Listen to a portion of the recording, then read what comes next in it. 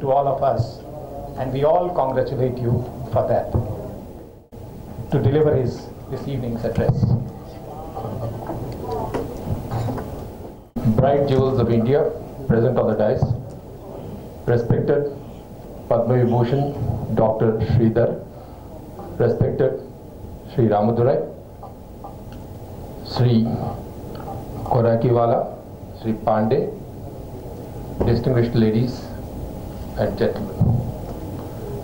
I deem it a great privilege to be part of this evening's function, intended to recognize the great work and contribution of Dr. Sreedharan. Well, I for myself have performed a hat trick today, coming in here for the third successive time. We were here in your midst. And I come here basically because I think it helps me to dispel my ignorance to an extent. Asatoma Satgamaya. That is what I come here for. Not in for Tamasoma Jyotirgamaya or Mrityoma Amritangamaya. I come here basically for Asatoma Satgamaya. Because this is the one forum where I get some idea of how ignorant I am and how I could dispel the same thing. Well, you would see that initially when the function started, Dr. Khorakiwala sort of put an Angavastram around me.